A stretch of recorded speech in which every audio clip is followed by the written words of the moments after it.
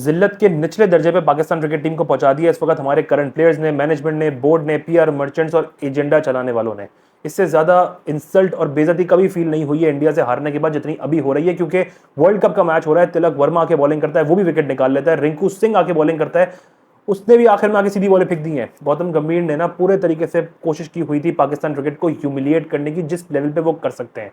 बेइज्जत कर दिया उन्होंने, ये एहसास दिला दिया भाई तुम किसी को भी ले आओ बैटिंग करने के लिए, हम बैट्समैन से भी बॉलिंग कराएंगे ना, वो भी आके तुम्हारे बैट्समैन को पकड़ लेगा, कोई हैसियत नहीं है।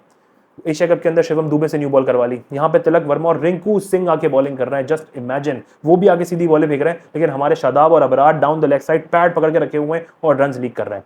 बेसिक उनसे बेसिक्स पूरे नहीं हो रहे होते हैं। ये हमारा स्टैंडर्ड बन चुका है, ये हमारे हालात हैं, कहीं का नहीं छोड़ा इन्होंने। इतनी बेइज्जती, इतनी इंसल्ट ऑनेस्टली कभी महसूस नहीं हुई थी, क्योंकि आप इमेजिन करें कि वर्ल्ड कप का मैच हो रहा है, इंडिया वर्सेस पाकिस्तान, और तिलक वर्मा और रिंकू सिंह आके कॉन्फिडेंटली बॉलिंग कर रहे हैं। कमाल है यार, मतलब इतना कुछ हो गया फील्ड के बाहर, ग्राउंड के बाहर, लेकिन उसके बाद भी थोड़ा सा जोश हो, जज्बा हो गया यार हमने कुछ करना है, लड़ना है, बॉडी लैंग्वेज नजर आ रही हो, कुछ नहीं, complete zero, proven failures, pathetic cricket overall. खेलते रहे अपने से लो स्टैंडर्ड की टीम से, उसी पे खुश होते रहे, सी डी जेड टीम्स को हराएं, स्कूल लेवल टीम को हराएं, उसके बाद फील करते हैं कि हम अब इनविंसिबल हो चुके हैं, और जैसी कोई अच्छी टीम हमारे सामने आती है हम उसके सामने टिक नहीं पाते। और वो ऐसी टीम, अच्छी टीम भी वैसी हो जो यूएसए के अगेंस्ट भी कभी कभी कोलैप्स हो जाती है, नेमीबिया भी उसको टफ टाइम दे दी तो थोड़ा बहुत, लेकिन हमसे वो नहीं संभल रहे होते हैं। ये हालात है हमारे, क्यों? क्योंकि प्रूवन फेलियर्स हमारी टीम में मौजूद है। और ये आज की बात नहीं है, बारहा 2021 ऑनवर्ड्स ये बात कहते आए हैं कि भाई ये प्लेयर्स ट्राइड एंड टेस्टेड हैं, फेलियर्स हैं, नए प्लेयर्स लाने होंगे, प्रोसेस के तहत चलना होगा। लेकिन फिर वही एजेंडा, फिर वही ड्रामेबाजी, मंजन बेचा जाता है कि जी बाबर रिजवान हो तो ये कर लेंगे। एशिया कप के अंदर सारे यंगस्टर्स पे एडेड प्रेशर डलवाया था, उन्होंने फिर भी फाइनल खेल लिया था, और फिर उसके बाद बाबर और रिजवान के चक्कर में जो है एजेंडा चला और सारे प्लेयर्स आगे पीछे हुए, वही ट्राइड एंड टेस्टेड क्रिकेटर्स को घूम फिर के लेकर आ गए। पाकिस्तान 90% ये मैच उसी पॉइंट पे हार गया था जिस वक्त टॉस हुई थी और आगा जी ने आकर कहा जी हम पहली फील्डिंग करेंगे। कोई आइंस्टाइन है अंदर बैठा हुआ जो प्लेइंग 11 बनाता है, टीम कॉम्बिनेशन सेट करता है, उसने कहा जी प्रेमदासा के स्टेडियम पे, कोलंबो के अंदर जाके आप पहली फील्डिंग करें against the best possible bowling lineup. India जैसी बॉलिंग लाइनअप के अगेंस्ट आप प्रेमदासा के ग्राउंड में चेस करने जा रहे हैं, जहां पे हर टीम कोशिश करती है कि हम पहली बैटिंग करें, रन्स बनाएं, बोर्ड पे रखें और फिर हम डिफेंड करने जाएं। वहां पे पाकिस्तान ने डिसाइड किया कि हम पहली बॉलिंग का फैसला करेंगे। ये कौन आइंस्टाइन है जो ये सोचता है? प्रीव्यू वाली वीडियो के अंदर मैंने ये जिक्र किया था कि श्रीलंका आइलैंड का मैच इसी ग्राउंड के अंदर हुआ था। वहां पे भी 16 आउट हुए थे, टोटल 16 विकेट गिरी थी, जिसमें से 10 विकेट स्पिनर्स ने ली थी और 7 विकेट श्रीलंकन स्पिनर्स ने ली थी सेकंड बॉलिंग करते हुए।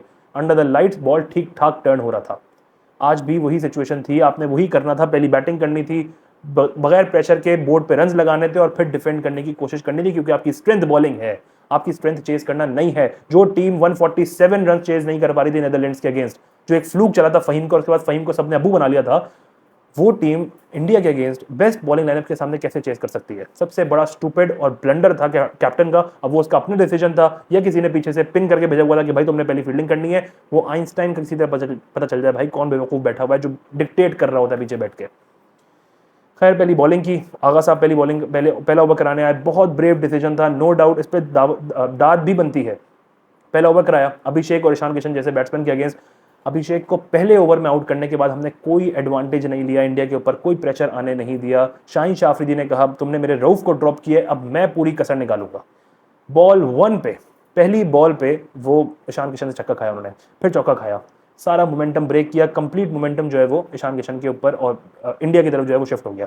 उसके बाद फिर उन्होंने जो मार लगाई है, जो कुट लगाई है, ये हमारे सीनियर बॉलर्स का हाल है। इमेजिन करो कि इंडिया वर्सेस पाकिस्तान का मैच हो रहा है, 19 ओवर हो चुके हैं, शाहीन शाह अफरीदी और शादाब खान, 2 एक्सपीरियंस और सीनियर बॉलर्स ने सिर्फ एक ओवर कराया हुआ है। कितना आपने उनको छुपा के रखा, क्योंकि आप उन पर रिलाई नहीं करते। तो वो टीम में कर क्या रहे हैं? शादाब खान की क्या अचीवमेंट है 2017 के उस एक रिव्यू के बाद जो उन्होंने युवराज सिंह को आउट करके लिया था, उसके बाद क्या अचीवमेंट है शादाब खान की जिसकी वजह से वो आज तक टीम में मौजूद है? ना उस बंदे से बैटिंग होती है, ना बॉलिंग होती है और ना फील्डिंग होती है। अब फील्डिंग में भी उस बंदे ने बॉल छोड़ी और वो चौका हो गया। वो क्या कर रहे हैं टीम के अंदर? जो बंदा अपनी परफॉर्मेंस की वजह से ड्रॉप हुआ था, बाहर हुआ था, वो बगैर परफॉर्म किए वाइस कैप्टन के तौर पे टीम में वापस आए थे न्यूजीलैंड की सीरीज में। फिर उनको इंजरी हुई, खुदा ने फिर मौका दिया कि भाई छोड़ दो इस बंदे को और सुफियान मुकीम को साथ लेकर चलो, उसको ग्रूम करो। लेकिन सुफियान मुकीम को भेज दिया इमर्जिंग एशिया कप में, शादाब को फिर उन्होंने कैरी किया। किस बेसिस पे? कोई परफॉर्मेंस नहीं, कुछ नहीं। हमारे सबसे सीनियर स्पिनर टांग पकड़ के खड़े हुए हैं, down the leg side ball कर रहे हैं, रन्स लीक कर रहे हैं। 17 रन का ओवर दिया है शादाब खान ने, जिसके बाद बॉलिंग ही नहीं कराई है और बैटिंग में आके 14 रन बनाए हैं। बहुत एहसान किया है। और इन प्लेयर्स के लिए हमारे लोग ये थर्ड क्लास टीम्स के साथ जो हम अपनी होम सीरीज जीते हैं, इंप्रूव क्रिकेटर्स हैं, शादाब इंप्रूव कर गया, नवाज इंप्रूव कर गया, माइक हैसन ने शेप कर दी हमारी टीम, ये शेप कर दी है, ये कोई और सा ही शेप है भाई, कोई अजीब सा ही शेप है ये। शादाब खान एक ऐसा लाइबिलिटी है जिससे ना बैटिंग होती है, ना बॉलिंग होती है, ना इवन फील्डिंग होती है। फील्डिंग में भी आसान सी बॉल को छोड़ दिया जहां पे बाउंड्री हो गई। ये तो हालात है हमारे सबसे सीनियर और एक्सपीरियंस प्लेयर्स के। जाहिर है जब आप किसी यंगस्टर की और किसी डिजर्विंग प्लेयर की जगह खाते हो ना, तो भाई फिर खुदा भी आपको उसी तरह से हिसाब देता है। क्योंकि एक बंदे ने कहा था ना, जो अपने लिए खेलेगा अल्लाह उसे जलील करेगा। आज वो सब जलील हो रहे हैं और उनकी वजह से हम सब भी हो रहे हैं।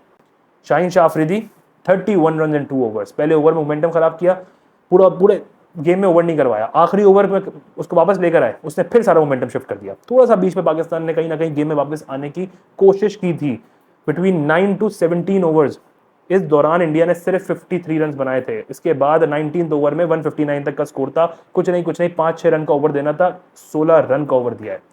एक यॉर्कर नहीं हो सकती शाहीन शाह अफरीदी से। ये हमारे बेस्ट पेसर्स का हाल है। कोई माने या ना माने, पाकिस्तान ने लास्ट जो 2 पेसर्स प्रोड्यूस किए थे ना लेफ्ट आर्म, जो बेस्ट पेसर्स थे, वो थे जुनैद खान और मोहम्मद आमिर। उसके बाद कोई एक पेसर पाकिस्तान ने प्रोड्यूस नहीं किया है।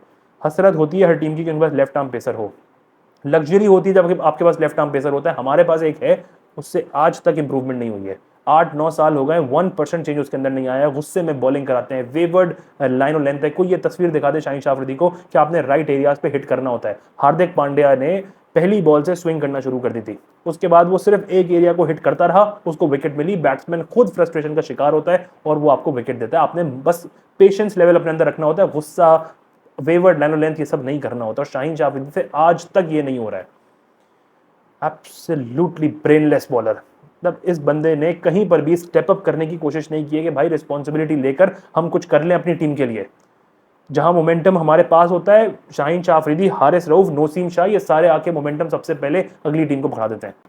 दामादों के दामाद हैं भाई दो, शादाब खान और शाहीन शाह अफरीदी। दामादों के दामाद, दो दामाद, दोनों तबाही।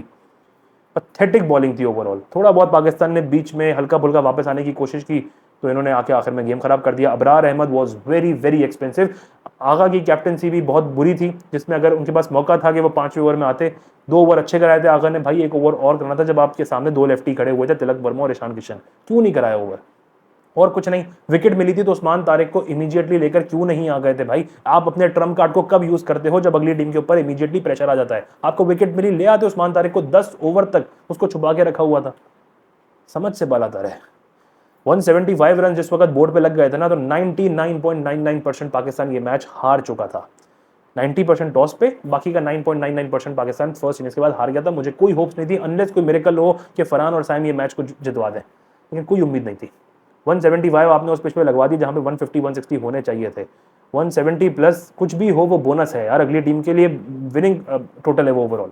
और आपके पास कोई ऐसे प्लेयर्स ही नहीं है जो चेस कर सके। अब एक मिसाल है यहाँ पर, बुमराह ने जब साइम से तुक्के पे छक्का खा लिया, उसके बाद भी बुमराह ने सीधा अगली बॉल यॉर्कर मारी है जड़ों पे, जिसकी वजह से वो एलबीडब्ल्यू हुआ है। क्या शाहीन अफरीदी में है वो सलाहियत? क्या शाहीन अफरीदी में वो है एबिलिटी? नहीं है। लेकिन कितने मैचेस, कितने टूर्नामेंट्स ये लोग खेलते रहेंगे और पाकिस्तान टीम को मरवाते रहेंगे। मतलब आप सोचें शाहीन शाह अफरीदी की सोच कैसी है। यूएसए के साथ मैच हुआ था 2024 के वर्ल्ड कप में, टीम हार गई थी, वो बंदा अपने छक्कों की हाईलाइट्स एंजॉय कर रहा था और उसकी वीडियो बना रहे थे। आप लेवल चेक करें इन लोगों का यार। 176 रन का टारगेट चेस करने आए, फरहान ऊपर से आउट हुए, वही अपनी जल्दबाजी में आउट होना। अगला बंदा अच्छी बॉल कर रहा है, आप कंडीशंस को रिस्पेक्ट नहीं करोगे, आप अच्छी बॉल को रिस्पेक्ट नहीं करोगे, किसी पोजीशन पे आप डोमिनेट नहीं कर सकते। जहां पे फरहान ने रिस्पेक्ट किया था एशिया कप के अंदर, वहां उसे शॉट्स खेले थे, बट आप जल्दबाजी करेंगे। और जल्दबाजी क्यों हो रही थी? क्योंकि हमारे बॉलर्स ने गेम साइड करवा दिया था, गेम मरवा दिया था। उसके बाद कुछ ना कुछ हमारे बैट्समैन ने स्पेशल करना था, और वो स्पेशल करने के चक्कर में सिर्फ अपनी विकेट देकर गए, क्योंकि इंटेंट का एक मंजन है। इंटेंट का मतलब आज तक इन लोगों को समझ में नहीं आया है कि आपने कंडीशंस और सिचुएशन के हिसाब से खेलना है और साथ साथ अटैक भी करना है। हमारे यहाँ गया है बस ब्लाइंड स्लॉगिंग शुरू कर दो फौरन इंटेंट के नाम पे। साइम अय्यूब अगेन अ फेलियर। एक छक्का लग गया तुक्के में, फौरन अगली बॉल पे आउट हो गए। जसप्रीत बुमराह ने बहुत आउटस्टैंडिंग कमबैक किया था। साइम अय्यूब से हमें 40 बॉल्स 50 बॉल्स पे 80 85 90 चाहिए है। ये बॉलिंग के अंदर साइम ऑफ कोर्स एक बोनस है, लेकिन इसका मतलब ये नहीं है कि यार बैटिंग में हम आपसे कोई होप्स ही ना लगाएं, और अगर आपकी बैटिंग नहीं हो रही हो तो बॉलिंग की वजह से हम आपको छोड़ दें। ये पॉसिबल ही नहीं है यार। 60 प्लस मैचेस खेलनी है। ना तो साइम अब यंगस्टर है, ना कोई बच्चा है, ना इनएक्सपीरियंस प्लेयर है। 60 प्लस मैचेस और अभी भी कोई एक परफॉर्मेंस नहीं है जो साइम अय्यूब के लिए हम डिफेंड कर सकें या जस्टिफाई कर सकें कि यार इस बंदे ने हमें ये मैच जिताया था। ईशान किशन की तरह एक मैच जिता दो भाई। ईशान किशन ने पहला कोई वर्ल्ड कप का मैच खेला अगेंस्ट पाकिस्तान, और पहले ही मैच में सिंगल हैंडेडली साइड पे कर दिया गेम को। अभिषेक शर्मा ने एशिया कप के अंदर पहला मैच खेला था पाकिस्तान के अगेंस्ट, अकेला मैच साइड कर दिया था। कब करेंगे साइम अयूब भाई इस तरह से? मतलब कोई कहीं तो रिस्पॉन्सिबिलिटी अब लेनी चाहिए ना भाई, सीनियर प्लेयर्स में शुमार होते हो in terms of experience. 60+ matches हैं, कोई मजाक नहीं है, इतने मौके किसी को नहीं मिलते हैं, किसी को नहीं मिलते। Salman Ali Agha absolutely pathetic, clueless, मतलब कोई जरूरत ही नहीं थी उस शॉट की। गंदा शॉट खेल के आउट हुए। कुछ स्पेशल इंडियन बॉलर्स ने इनिशियली नहीं किया था, सिर्फ और सिर्फ ब्लंडर, जल्दबाजी, ब्लाइंड स्लॉगिंग, स्टूपिड इंटेंट वाला माइंडसेट, जो कि इंटेंट थी नहीं, 2 नंबर इंटेंट, उस पर अपनी विकेट थ्रो करके गए। सलमान अली आगा की ये शॉट सिर्फ उसको ब्लेम कर सकते हो, किसी की तारीफ और नहीं बनती, किसी ने बॉलर की भी नहीं। हाफ हार्टेड शॉट भी नहीं कहेंगे इसको। फिर आते हैं नंबर 4 पे, जैसे मैंने पहले कहा था, pot, POAT, pathetic of all time. 9 साल का करियर, 4 T20 वर्ल्ड कप, लेकिन बाबर आजम से आप ये होप नहीं लगा सकते कि ये बंदा ऐसी सिचुएशंस पे कभी मैच जिता देगा। सिर्फ एक कंपैरिजन के तौर पर बता रहा हूं, 2022 का T20 world cup, India versus Pakistan, MCG, India के 10 रन पे 2 आउट थे, 45 for 4 इन 10 ओवर्स। ये स्क्रीनशॉट सामने लगा हुआ है। यहां से अनबिलीवेबल परफॉर्मेंस देकर इम्पॉसिबल को पॉसिबल बनाने वाला एक बंदा, विराट कोहली। क्या एक परफॉर्मेंस ऐसी निकाल सकते हो बाबर आजम की? भाई आज वो दिन था, खड़े रहते, आज था ना वो टाइम, एंकर करते। भाई क्यों नहीं हुआ एंकर? नंबर 4 पे खेल रहे हैं, आज तक एक मैच विनिंग परफॉर्मेंस पाकिस्तान के लिए नहीं है बड़े स्टेज पे, लेकिन फिर भी कोई ये नहीं मानेगा कि भाई इस बंदे ने आकर कितने लोगों की जगहें खा ली हैं, पहले एज एन ओपनर, फिर नंबर 3 और अब नंबर 4 पे। नहीं बनती है जगह यार। ये ओवररेटेड स्टैट पैडर ने पाकिस्तान के लिए कभी कुछ अच्छा अचीव नहीं किया है, कभी कुछ बड़ा नहीं किया है। अपने रन्स, अपनी एवरेज, इनकी सोच ही वही। इंटरव्यूज करते थे ना बाबर आजम, मुझे जी ये बताया गया था कि एंड तक खेलना है, एंड तक लेके चलना है, बस एंड तक लेके चलना है, ना एक्सेलरेट करना है, ना टीम को जिताना है। टीम जीते या हारे फर्क नहीं पड़ता, बस मैंने एंड तक खेलना है, मैं एंड तक टिका रहूं, मैं नॉट आउट रहूंगा तो ही मेरी एवरेज अच्छी जाएगी। जब आपकी सोच ये होती है ना, तो ऐसी क्रंच सिचुएशंस पे आकर आप नहीं जिता सकते, आप नहीं स्टेप अप कर सकते। कोहली को ट्रोल कर रहे हो ना उसके बुरे टाइम पे, जब उसने सब कुछ अचीव कर लिया है, उसने ट्रॉफी जितवा दी है, फाइनल परफॉर्म कर लिया, हर चीज कर ली है। कोहली को तब ट्रोल करो जब कोहली के लेवल पे कोई ये एक मैच जिता दे। एशिया कप वर्सेस पाकिस्तान 2012 के अंदर 183 है ODI के अंदर, और T20 में 2022 में 82 नॉट आउट। कोई एक परफॉर्मेंस ऐसी हो ना बाबर आजम की जब कभी जिंदगी में, तब दूसरे को ट्रोल करने की हैसियत रखना। ये एक बंदा 9 साल खेल गया है, overrated cricket in the history of Pakistan, sadly. उसके बाद फिर उस्मान खान ने आके थोड़े बहुत 44 रन बनाए, बट अगेन जिस नंबर पे वो खेल रहे हैं उनको ये रोल दिया हुआ है। उन्होंने आज एक मैच में अगेन इस तरह से परफॉर्म कर लिया, बट मैंने जैसे पहले कहा कि कोई होप्स नहीं थी कि पाकिस्तान यहाँ से कोई मैच जीते। उसकी वो एक 44 रन की इनिंग्स ने भी कहीं पे उम्मीद नहीं दिलाई थी कि पाकिस्तान ये मैच जीतेगा। Shadab Khan, Nawaz, Faheem, again proven failures, failed cricketers, जिनको ज़बरदस्ती टीम में एकोमोडेट किया हुआ है। जो लोग 7-8 साल में कोई इंपैक्ट परफॉर्मेंसेज नहीं दे सके ना, वो आज भी नहीं देंगे। शादाब पे तो मैं पहले भी बात कर चुका हूँ, बार बार बात करने का फायदा नहीं है। नवाज इंप्रूव क्रिकेटर था बहुत सारे लोगों के मुताबिक, लेकिन ये इंप्रूवमेंट है उनकी कि जैसे ही टूर्नामेंट आएगा सारी इंप्रूवमेंट तेल लेने जाएगी। क्योंकि किसी मेरिट पे आने वाले बंदे की जब आप जगह खा लेते हो ना, और फिर इस तरह से आप लोगों को एकोमोडेट करते हो जिनकी स्किल सेट नहीं होती, एबिलिटी नहीं होती, मैच विनिंग एबिलिटीज नहीं है, सलाहियत नहीं है, वो आपको नहीं जिता सकते। फ़हीम अशरफ अगेन एक कैच ड्रॉप हुआ नेदरलैंड्स के अगेंस्ट, उसके बाद उन्होंने 3 छक्के मारे, पाकिस्तान को बचाया पहले दिन बाहर होने से, नो डाउट, बट वो एक फ्लूक इनिंग्स और सब ने उसको अब्बू बना के रखा हुआ था। उसके बाद back to back matches, Faheem Ashraf साहब ने कुछ एक्सपेक्ट नहीं कर सकते। मुझे अभी तक ये समझ में नहीं आता है कि उसको टीम में रखा हुआ क्यों है, या उसका रोल क्या है। एक ऑलराउंडर से आप बॉलिंग तक नहीं करा रहे हैं इस पिच पे, जहां पे कभी कभी पिच थोड़ी सी स्लोअर साइड पे होती है। फ़हीम जैसे बॉलर्स यूजफुल हो जाते हैं। एशिया कप के अंदर मैंने देखा था कि फ़हीम ही इंपॉर्टेंट बॉलर बन गया था हमारा। एक ओवर करा लेते भाई, शाहीन पिट रहा है तो यार फ़हीम से बॉलिंग करा लो, अबरार पिट रहा है, शादाब पिट रहा है, कोई एक चेंज भाई नहीं हो रही उनसे स्पिन। मैंने पहले भी कहा था कि पत्थर लाके रख दोगे ना जब पिच पे, तब भी बॉल टर्न नहीं होगी शादाब और नवाज जैसे बॉलर से या अबरार से। पत्थर लाके रख दो। अबरार चलो फिर भी कहीं ना कहीं पीछे कर रहा था, आज उसका बहुत बुरा दिन था, अबरार को थोड़ा सा हम चलो मार्जिन दे भी दें, बट शादाब और नवाज आप कुछ भी कर दें, बॉल नहीं टर्न कर सकते, वो स्किल्स नहीं है। ऐसी सिचुएशन में और कुछ नहीं, आप भाई एक पेसर रख लेते नवाज की जगह या शादाब की जगह, क्या मिल गया एक्स्ट्रा बैटिंग से? नंबर 9 तक बैटिंग खिलाएंगे हम, नंबर 9 क्या, नंबर 18 तक बैटिंग खिला लो भाई, नहीं बन सकते आपसे रन्स, क्योंकि अगेन माइंडसेट का इशू है सबसे बड़ा। मैं अल्फाज नहीं है बयान करने के लिए, तकलीफ हो रही है सिर्फ सोच सोच के कि कितनी बेइज्जती फील हो रही थी जिस वक्त मैंने देखा तिलक वर्मा आके बॉलिंग कर रहा है, जिस वक्त रिंकू सिंह आके बॉलिंग कर रहा है। अफसोस हो रहा था देखकर कि हम इस टीम के लिए, इन लोगों के लिए पूरा पूरा दिन बर्बाद कर रहे होते हैं, बैठ के इंतजार कर रहे होते हैं, दुआएं कर रहे होते हैं, लेकिन इनके अंदर ना जोश होता है, ना जज्बा होता है कि यार हमने कुछ करना है, हमने लड़ना है, हमने जीतना है, हम अपने मुल्क के लिए कुछ खेल रहे हैं। यार ग्रीन जर्सी पहन के घूम रहे हो आप लोग, सितारा बना हुआ है आपके टी शर्ट के ऊपर, ये एजाज हर किसी को नहीं मिलता है। नाशुक्रे हैं ये लोग, नाशुक्रे। 10-10 साल से खेल रहे हैं बैठकर, बाबर आजम जैसे प्लेयर हो, शादाब हो, शाहीन हो, रिजवान, रऊफ, नसीम, फहीम, इनमें से कोई एक प्लेयर ऐसा नहीं है जिसके अंदर जुनून हो पाकिस्तान टीम को जिताने का।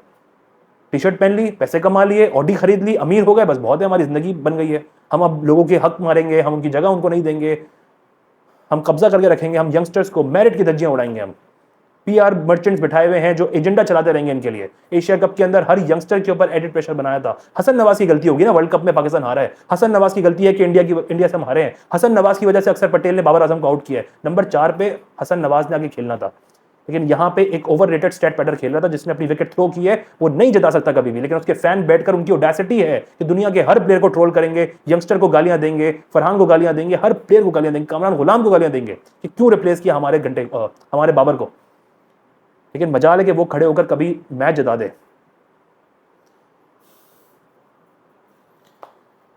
मतलब इस सिचुएशन में आके हम खड़े हो गए कि अगर गलती से भी नामीबिया से मैच हार गए, मतलब हमारा ट्रैक रिकॉर्ड है ना एसोसिएट टीम से हारने का, नामीबिया से अगर पाकिस्तान मैच हार गया तो नामीबिया यूएसए जो है वो क्वालिफाई करने का सुपर 8 के लिए, और पाकिस्तान बाहर हो जाएगा। जिस वक्त हम एक स्ट्रॉन्ग पोजीशन में थे सुपर 8 क्वालिफाई करने के लिए, आज हमारे लिए एक नॉकआउट मैच फिर से वो बन गया है कि अब नामीबिया से जीतकर हम जो है वो क्वालिफाई करेंगे अगले स्टेज के लिए, और हार गए तो बाहर। क्या बना दिया इन लोगों ने यार, तबाह करके रख दिया। ये ट्राइड एंड टेस्टेड क्रिकेटर्स ने 4-4 5-5 साल से काबिज हैं टीम के अंदर। मतलब जिम्बाब्वे से हार गए, उनको मौका मिल गया, अफगानिस्तान से हार गए, फिर मौका मिल गया वर्ल्ड कप के अंदर, फिर यूएसए से हार गए, 120 बॉलों पे 120 नहीं बने अगेंस्ट इंडिया। इतनी जिल्लत और इतनी मायूसी के बाद भी इन लोगों को मौके दिए चले जा रहे हैं। कोई आके ये बता दे भाई कितने मौके और मिलने हैं बाबर को, शाहीन को, फहीम को, नवाज को, शादाब को, कितने और मौके मिलने हैं बता दो। उस टाइम तक हम नहीं देखेंगे क्रिकेट, उसके बाद देख लेंगे, क्योंकि इनके होते हुए तो कुछ उम्मीदें नहीं लगाई जा सकती अभी भी। आखिरी नॉकआउट मैच के अंदर भाई मेरिट को रिस्पेक्ट कर लो भाई। मेरिट तो खैर नहीं हो सकती क्योंकि जो प्लेयर्स हमारे पास बैकअप में बैठे हैं वो भी मेरिट पे नहीं बैठते, लेकिन चलो नाफे को लेकर आ जाओ भाई, इनको हटा दो, शादाब खान को हटा के आप एक फास्ट बॉलर ले आओ यार। ये स्पिनर का मंजन खत्म होना चाहिए, अब बहुत है हमारे पास ये बाकी स्पिनर। शादाब खान को हटा के सलमान मिर्जा को खिला लें, इवन शाहीन को हटा के नसीम को एक मौका और दे दो भाई। लेकिन शाहीन शाह अफरीदी, बाबर आजम, शादाब खान, फ़खर जमान, नवाज, अगर थोड़ी सी भी सेल्फ रिस्पेक्ट रह गई है ना, तो मिड टूर्नामेंट के अंदर रिटायरमेंट अनाउंस करके ना पीछे हट जाए T20 क्रिकेट से। आपकी ना जगह बनती है और ना आप टीम के अंदर डिजर्व करते हैं। पूरे मुल्क को, पूरी कौम को सिर्फ मायूस करके ना नीचे गिरा दिया आप लोगों ने। और आज की बात नहीं है, हर साल ये बेइज्जती महसूस होती है इन प्लेयर्स की वजह से।